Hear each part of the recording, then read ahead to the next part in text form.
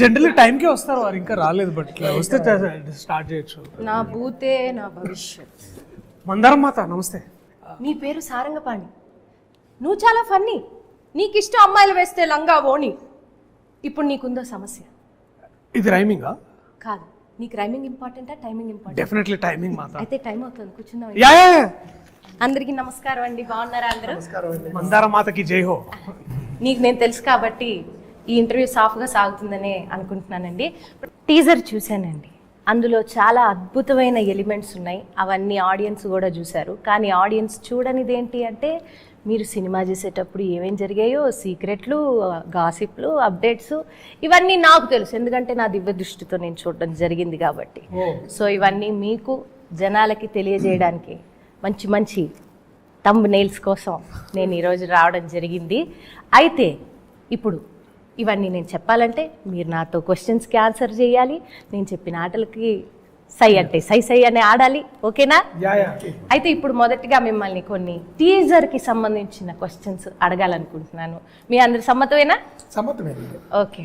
జాతకాలకి నమ్మకాలకి చాలా పెద్ద పీట వేశారు మీరు సినిమాలు. కుర్చీ వేసామండి, కుర్చీని మత కూడా పెట్టారు సినిమాలు. అది ఎందుకు? సారంగపాణి జాతకాలు బాగా నమ్ముతాడు. సో వీడి జాతకాల పిచ్చిలోనే అన్ని లైన్స్ ప్రకారమే జరుగుతాయని క్లియర్గా నమ్ముతాడు అనమాట. సో వాడి లైఫ్ అంతా ఇక్కడ ఉండే న్యాచురల్ క్యూఆర్ కోడ్లోనే ఉండిపోతుందని వాడి ప్రగాఢ నమ్మకం. కానీ మీరు సరిగ్గా స్కాన్ చేయలేకపోయారు మీ క్యూఆర్. యా, అందుకనే బేసికలీ ఇది స్కాన్ చేయడానికే వీళ్ళిద్దరు హెల్ప్ తీసుకున్నాను నేను బేసికలీ. సో మీరు స్కామ్ చేశారు, వాళ్ళు స్కాన్ చేయలేదు. స్కామ్ చేయబోయాను కానీ వీళ్ళు నన్ను ఆపారు చేయకుండా. సో ఇంతకు మించి మీరు రివీల్ చేస్తే జగన్నాటక సూత్రధారి ఒప్పుకోరు. జగన్నాటక సూత్రధారి కాదండి, నాటక సూత్రధారి మాత్రమే. మన జీవితం మొత్తం మన చేతిలోనే ఉంది అని అన్నారు ట్రైలర్లో, మన చేతి రేఖల్లో ఉందని. మీకు చాలా అవగాహన, చిన్న వయసులో చాలా అవగాహన వచ్చిందని నేను అర్థం చేసుకున్నాను. అయితే ఆ రేఖలు స్ట్రైట్గా లేవు, మీవి చాలా చాలా తేడా మేడాగా ఉన్నాయి మీ లవ్ లైఫ్ రేఖలు. ఫ్లో కట్ చేశారని భయం వేస్తుంది. చెప్పచ్చు, థాయిలాండ్ రావాలనుకుంటున్నాను. చిన్న వయసు తీసేయండి, చిన్న వయసు కాదండి చెప్తున్నాను అంతే. అదొక కూడా నేను సడన్ గా డిస్టర్బెన్స్ అయిపోయిందండి, మధ్యలో తలనొప్పి వచ్చింది సడన్ గా. లెన్స్లు పెట్టుకోలేదండి, అందుకనే కొంచెం కన్ఫ్యూజ్. పర్లేదు అండ్ వాయిస్ చూస్తే కూడా మీ వాయిస్ మాట్లాడితే కూడా తెలిసిపోతుంది.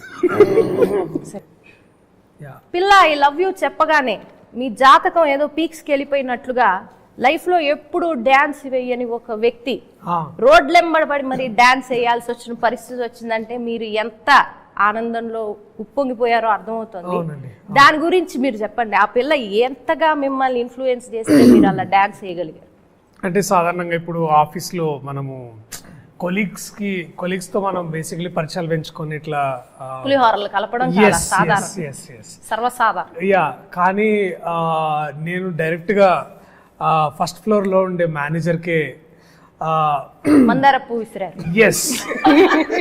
సో అది నేను సరిగ్గా వేసింది ఆ ల్యాండ్ అవుతుందో లేదో అనే భయంగా ఉన్న సమయంలో, అంటే ఆ ప్రయత్నంలో వారే లేదు నాకు అందింది మీ మందారం, మన ఇద్దరం ఈ మందారం వెనకాల ఏమైనా చేయొచ్చు, అట్లాంటి ఏమైనా సందర్భాలు వస్తాయా ఇట్లా, అంటే మీకు రసవత్తరంగా కావాలన్నారు కదా. యా, సో అందుకనే పోయేదే ఉంది నా మందారం అని నేను కూడా ఒక దారం వేసాను, ఆవిడ పట్టుకున్నారు, అలాగా పట్టుకొని నన్ను పై. అదే మీకు అయింది ఆధారం. ఎస్. సో అలాగా ఇంకా ఏ దారం లేని ఒక పతంగం ఎగిరినట్టు నేను బాగా రోడ్ల మీద, మైదానాల్లో, చెట్ల వెనకాల, తర్వాత గార్డెన్స్లో, ఇంట్లో గుళ్ళు గోపురాల్లో చాలా చోట్ల ఎగిరాను, ఎగరాల్సి వచ్చింది. అలాంటి సూత్రధారి మమ్మల్ని ఆడించాడు. చంద్రశేఖర్ గారు అలియాస్ చందు గారు సినిమాలో బీ కార్పొరేట్ నాట్ డెస్పరేట్ అన్నారు. దాని వెనకాల ఉన్న మీ ఉద్దేశం ఏమిటి? అంటే అక్కడ కంపెనీలో కూడా పులిహోర కలపడం ఎందుకురా, మీలాంటి లెవెల్లో ఫ్రైడ్ రైస్ కలపాలని నేను అతన్ని ప్రోత్సహిస్తున్నాను. అంటే ఆయనను చూసి మీరు జలస్ అయ్యారా? లేదండి సార్, ప్యూర్లీ ఒక బేసిక్ అండి, ఒక ఫుల్ లెంత్ ఫ్రెండ్ క్యారెక్టర్ ఎలా ఉంటాడంటే, వాడికి పాపం ఒక ఠికానా అంటూ ఉండదు, వాడికి పేరెంట్స్ ఉంటారు, వాడికి లవ్ స్టోరీ ఉండదు, వాడి సినిమా జీవితం అంతా హీరోయిన్ ఎప్పుడు కలుసుకుంటారా, వాళ్ళకి ఎప్పుడు పెళ్లి చేద్దామనే ఎదవ తప్పన తప్పితే ఆడకు లైఫ్లో గోలు కానీ ఆడకు జీతం కానీ ఏమాత్రం ఉండదండి. సో ఈ సినిమాలో కూడా నేను వీడిని సారంగ పాల్గొని ఎప్పుడెప్పుడు మైత్రిని కలుసుకుంటాడా, ఎప్పుడెప్పుడు వాళ్ళది బాగుంటారా అనే కోరిక తప్పితే ఆ దారిలో వాడు ఏ పాతకాలు చేసుకోకుండా ఉట్టి జాతకాలు నమ్ముతూ మధ్యలో కిరాతకాలు చేయకుండా ఆ సార్ గారి లిఖిత వాచకాన్ని యాజ్ ఇట్ ఈస్గా పాటిస్తూ ఉండాలని కోరుకున్న ఒక బ్యూటిఫుల్ సోల్ ఉన్న ఫుల్ అండ్ ఫ్రెండ్ అండి. నేను ప్రతి సినిమాలో కనుక నేను అబ్జర్వ్ చేస్తే మీరు ఎయిదర్ ప్రేమలో పడ్డా పెళ్లి చేసుకున్నా గానీ ప్రేమలో పడ్డా అనేది డౌట్ అండి. సినిమాలోనే సినిమాలో ప్రేమలో పడితే మీరు పెళ్లి చేసుకుని 3 ముళ్ళు ఎప్పుడు వేయడం నేను నా కళ్ళారా చూడలేదు. వీళ్ళు ఉండారుగా, ఇలాంటి హీరోలు ఉన్నంత వరకు మనకు పెళ్ళిళ్ళు జరగవండి. వీళ్ళు ఎప్పుడు అప్పటిదాకా ఇంటర్వ్యూల వరకు సినిమాలో ఎవరైతే ఈయన జాతకం చెప్తారో ఆయన కూడా చెప్తారు, అంటే మనం చూడంగానే చెప్పబడుతుంది. సో ఎంతో కొంత ఆయన జాతకం, ఆయన జీవితం కూడా ఆయన జాతకం ప్రకారం జరిగేలా కనబడుతుంది మనకి. కాబట్టి తన అన్నట్టు బ్యూటిఫుల్ సోల్ ఉన్న పాత్ర. మీది చాలా మంచి మనసు అండి. కానీ నేను మీ మొహాన్ని చూసి కనుక నేను చదివితే కనుక నాకు అర్థమైంది ఏంటంటే మీకు దోషం ఉందండి. అందుకే మీకు సినిమాలో పెళ్లి కావట్లేదు. ఓకే ఓకే వద్దని బాగుంది లైఫ్. ఆ విషయంలో ఏం లేదు, సినిమాలో పెళ్లి జరగకపోవడం వల్ల నాకు పెద్ద కొంప మురిగేది ఏం లేదు. బాగుంది, ప్రతి సినిమాలో కొత్త కొత్త అప్రాయిస్తో లైన్ వేసుకోవచ్చు, బాగుందండి.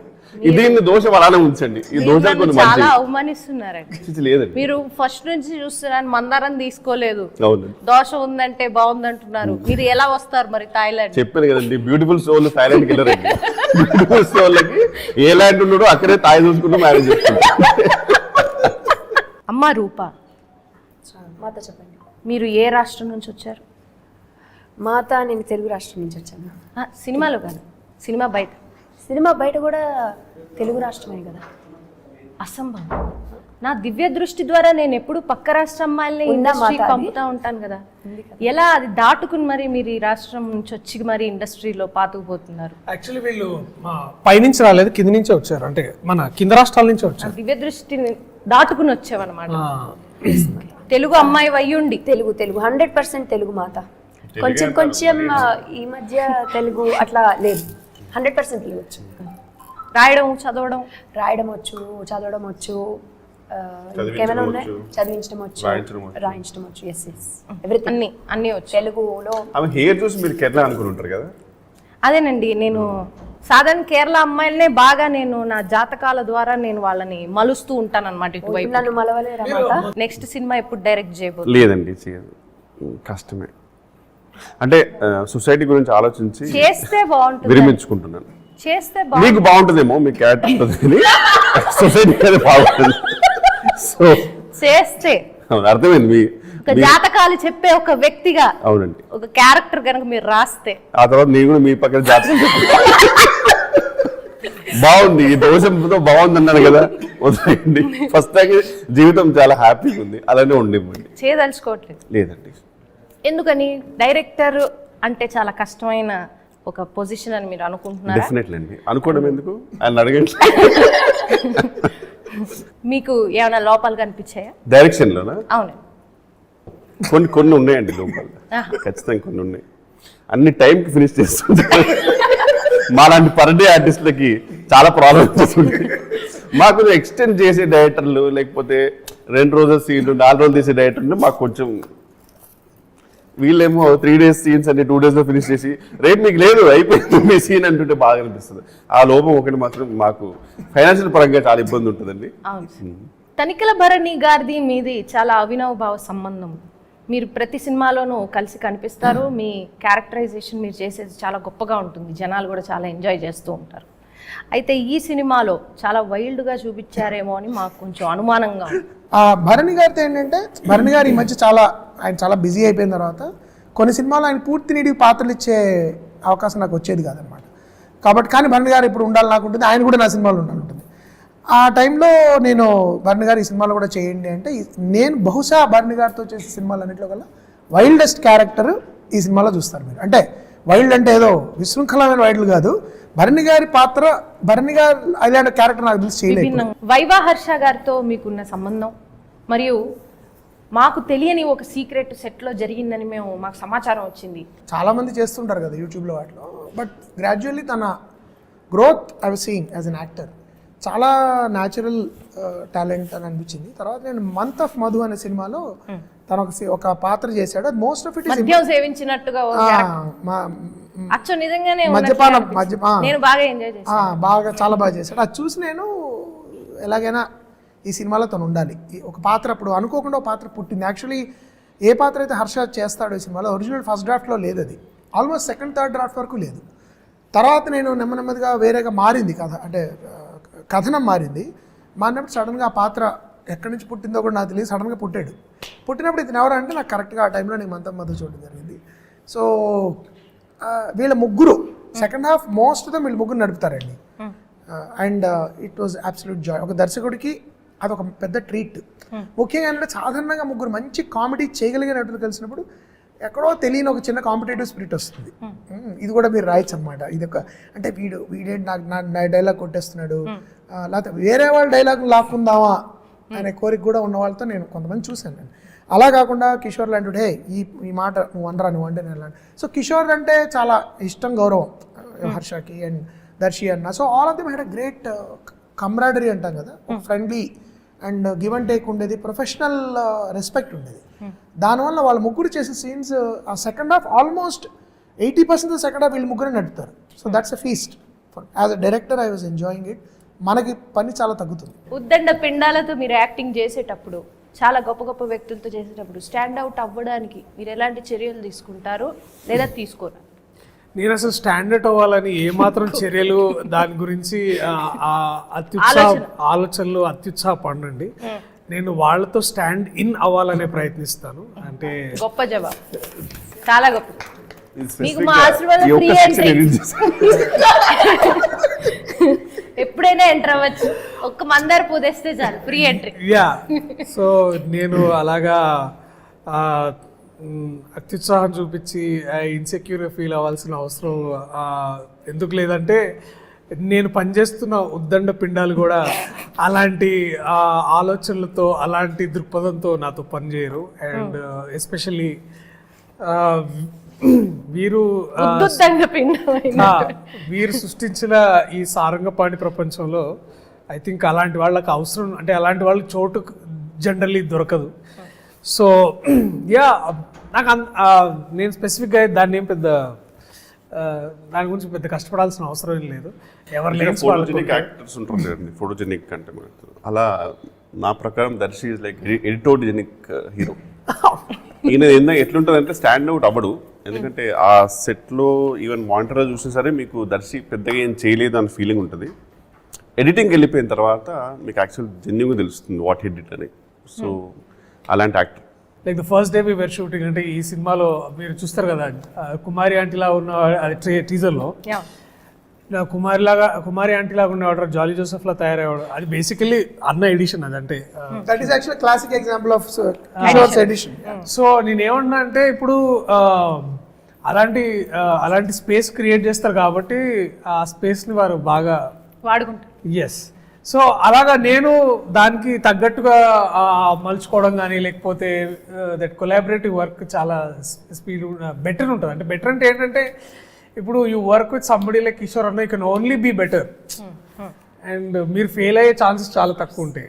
సో అట్లనే same goes with many other actors. అంటే ఈవెన్ కల్పలత గారు అలాగా వడ్లమణి శ్రీనివాస్ గారు వారి పేరెంట్స్ చేస్తారు దీంట్లో.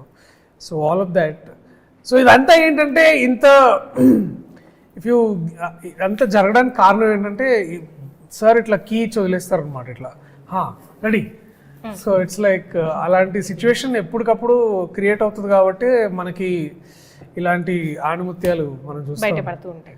ఎస్, సాధారణంగా కామెడీ జానర్లో కానీ ఇలాంటి ఫన్ జానర్లో వచ్చిన మూవీస్ని హిందీలో పార్ట్ 1, పార్ట్ 2, పార్ట్ 3 అని అలా తీసుకుంటూ మంచి ముందుకు దూసుకెళ్ళిపోతున్నారు. మీకు అలాంటి ఉద్దేశాలు ఏమైనా ఉన్నాయి? ఈ మధ్య ఒక నటుడు ఈ సారంగపాణి జాతకంలో ఒక పాత్ర చేశారు, మంచి నటుడు, తను కృష్ణ చైతన్య కదా, కృష్ణ తేజ్ అనుకుంటా. తను బయటకు వచ్చి సార్ నెక్స్ట్ సినిమాలో మీరు కొంచెం పెద్ద పాత్ర ఇవ్వాలి sir, I want be part of ICU అన్నాడు. ఐసీయూ ఏంటి బాబు అన్నాడు. అంటే ఇంద్రగంటి సినిమాటిక్ యూనివర్సిటీ, ఆ పేరు మాత్రం పెట్టదు బాబు, I don't want you to be in ICU అని చెప్పాను. సో అలాంటి యూనివర్సిటీ నాకేం ప్లాన్ లేదండి. అసలు నేను 2వ పార్ట్ 3వ పార్ట్ అంటే ఒక దానిలో చెప్పలేము, 2-3లో కూడా చెప్పలేము బహుశా. బట్ ఒక్కొక్కప్పుడు కొన్ని, ఇప్పుడు లార్డ్ ఆఫ్ ద రింగ్స్ ఉంది ఫర్ ఇది చాలా చాలా కీలకమైనటువంటి స్టేట్మెంట్. నేను దాని వెంటనే దాని ఎక్స్ప్లెనేషన్ ఇస్తున్నా కంగారుగా. మీరు ఎటు వెళ్తున్నారో నాకు అర్థమైంది. మీరు తప్పునే వెళ్ళిపోతున్నారు కదా. నేనే ఉంటానంటే లార్డ్ ఆఫ్ ద రింగ్స్ లాంటి ఒక సాగాలు ఉంటాయి. సాగాలు will work. So sometimes అంటే సాగదీయట్లా ప్రాబబ్లీ మీ సాగదీయడం నుంచి సాగ కూడా వచ్చిందేమో, లేదా అటు నుంచి వచ్చిందేమో నాకు తెలీదు. కానీ కొన్ని కథలు ఒక స్కేల్ పెద్దగా చెప్పాల్సి వచ్చిన కథ ఒరిజినల్గా రైటర్ కనుక రాసుకుని ఉంటే 1s and 2s will work probably. అలా ఇప్పుడు రాబోతున్న కొన్ని సినిమాలు మీరు ఏ ఉద్దేశంతో నన్ను కాంట్రవర్సీలు ఇరికించాలని ట్రై చేస్తున్నారు అర్థమైంది. కానీ అవి ప్రాబబ్లీ ఇప్పుడు బాహుబలి 1 and 2, ఇప్పుడు Pushpa 1 and 2, these are all probably conceived as sagas. But కొన్ని సినిమాలు నేను ఇప్పటివరకు అలాంటి కథ రాయలేదు, నాకు పెద్ద ఇంట్రెస్ట్ కూడా లేదు. I believe in that 2 hours 15 minutes 20 minutes ఒకవేళ బాగున్నా కూడా దాన్ని అలా వదిలేయడం బెటర్. చాలామంది అష్టాచమ్మ 2 తీమని అడిగారు, కానీ వద్దండి అనవసరంగా అప్రతిష్ట పాలవుతామని. ఒకప్పుడు పార్ట్ 2s బాగుంటాయండి. ఇప్పుడు మున్నాభాయ్ చాలా బాగుంది ఫర్ ఎగ్జాంపుల్. అలా గాడ్ ఫాదర్ 2 నాకు చాలా ఇష్టం, ఫస్ట్ పార్ట్ కంటే బాగుంటుంది. అది ప్రతిసారి జరగకపోవచ్చు. అది బేసిక్గా నన్ను ఈ మూవీ ప్రొడ్యూసర్ గారు ఇక్కడ పంపడం జరిగింది. ఆయన మా ఆశ్రమంకి వస్తూ ఉంటారనమాట. సో ఆయన మీ అందరి ఎనర్జీస్ చాలా డౌన్గా ఉన్నాయని చెప్పి మీకు అందరికీ మంచి ఎనర్జీ పంపాలని చెప్పి నన్ను పంపారనమాట. కామెడీ ఒక్కటే మనం కలెక్టివ్గా కూర్చుని అందరితో తెలియని వాళ్ళతో కూడా కలిసి చూసి ఎంజాయ్ చేసే జానర్ అది. అండ్ నాకు అది ముఖ్యంగా నేను అలా పెద్ద మంచి కామెడీలు అలా ఎంజాయ్ చేసిన సందర్భాలు చాలా ఉన్నాయి. కాబట్టి నేను ఎప్పుడు చెప్తాను, సకుటుంబ సపరివార సమేతంగా పరపరివార సమేతంగా కూడా వెళ్ళండి, పక్కన వాళ్ళు కూడా తీసుకెళ్ళండి. It's a wholesome family entertainer for a holiday season. Half yearly exams ఒకవేళ ఆ టైంకి మీకు అయితే this film will complete your pass అయ్యే లోపల చూసేయండి, తర్వాత ఎలాగో నవ్వే అవకాశం. మీరు బయటికి వెళ్ళి షాపింగ్కి వెళ్తే అటు నుంచి సినిమాకి వెళ్ళండి, భోజనానికి వెళ్తే తర్వాత వెళ్ళండి, but it will complete your day. So that is the best thing I can say about Sarangapani. Watch it only in theatres.